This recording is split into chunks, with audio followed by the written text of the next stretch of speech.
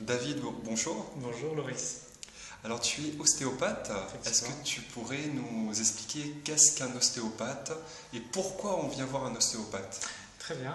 En fait, l'ostéopathie est née à la fin du 19e siècle aux États-Unis par un pasteur et médecin américain. Il a été confronté à des difficultés de la médecine de l'époque aux États-Unis qui sortaient d'une guerre, de la guerre de sécession. Et avait très peu de moyens justement à l'époque pour soigner ses patients. Devant ce fait, il a été cherché avec les médecines, avec les Amérindiens. Il a été un des premiers à déterrer les corps pour étudier l'anatomie, ce qui était interdit à l'époque par l'Église. Et du coup, il a essayé de comprendre comment la physiologie pouvait fonctionner, comment les maladies pouvaient naître et comment on pouvait les guérir avec une nouvelle approche. Et de là est née l'ostéopathie. Il a mis du temps, et il a mis à peu près 30 ans avant de nommer sa nouvelle pratique, et parce que ça n'a pas été accepté tout de suite. D'accord. En fait, il a totalement embrassé une philosophie de l'époque qui était la philosophie vitaliste. C'est-à-dire que plutôt que de chercher la maladie dans le corps, il s'est demandé mais comment pouvons-nous chercher les forces vitales du corps pour pouvoir justement équilibrer ce qui pouvait occasionner Une maladie, un symptôme, exactement. D'accord, très bien. Est-ce que tu pourrais nous expliquer comment se déroule une consultation d'ostéopathie? Comment tu détermines la cause d'une douleur, par exemple, la cause d'une maladie? Comment tu t'y prends? Alors justement, ça fait très bien le point avec ce qu'on vient de dire précédemment. L'ostéopathie est différente de la médecine conventionnelle dans le fait que le médecin va chercher par les symptômes du patient un certain nombre de signes pour déterminer une pathologie et avec le traitement adéquat. L'ostéopathie ne fait pas cela, sinon il serait un médecin conventionnel. L'ostéopathe va déterminer tous les facteurs biomécaniques, aussi émotionnels, historiques, qui a fait qu'un déséquilibre dans la physiologie du corps ait entraîné certaines faiblesses, pouvant provoquer une gêne, une dysfonction du corps, et parfois même entraîner une maladie.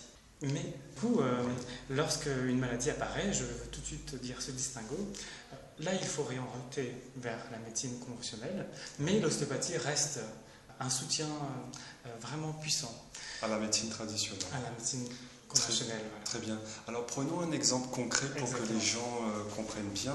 Imaginons un mal de dos. Mhm. Alors un mal de dos pourrait venir de quelle cause Exactement. Alors, par exemple?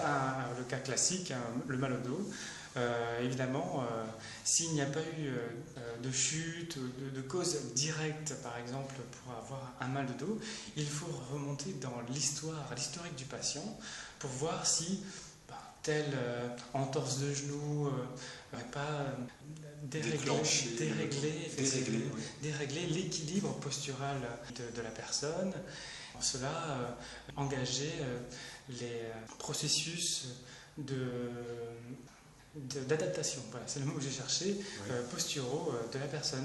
Donc on peut imaginer par exemple une boiterie du genou, exemple tout bête, qui avec le temps va se résorber, mais le corps va s'adapter à cette défaillance du genou en équilibrant un peu sur le bassin, et ce bassin va Provoquer la douleur dans provoquer le dos. la douleur. Donc la douleur se trouve au niveau du dos, mais l'origine vient du genou. membre D'accord, inférieur. d'accord, Voilà. très bien.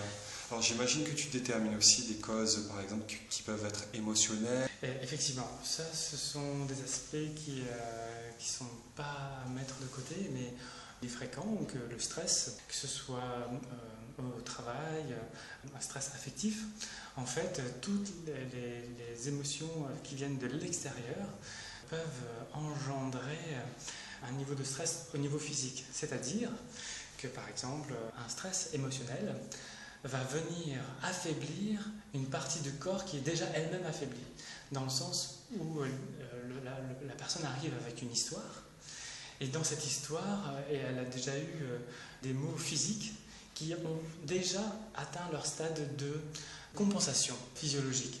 Du coup, un stress extérieur va venir se surajouter à ça, Et par exemple, le mal de dos, le fameux mal de dos, revient dans le sens où une personne qui est fatiguée par son travail pour plusieurs raisons, le mal de dos peut revenir à cette occasion. D'accord, très bien. Donc pour résumer, tu vas déterminer les causes passées ou actuelles qui peuvent engendrer un mal de dos ou qu'importe le symptôme. Exactement. Et au lieu de soigner le symptôme en lui-même, tu vas soigner l'origine. C'est le but de l'ostéopathie, c'est de faire un diagnostic ostéopathique, c'est-à-dire que le symptôme n'est pas forcément la cause du problème, mais remonter sur la biomécanique, le passé émotionnel d'une personne et son passé aussi, ses maladies qu'elle peut avoir. D'accord. Merci beaucoup David pour toutes ces informations et à la prochaine. À la prochaine fois, merci.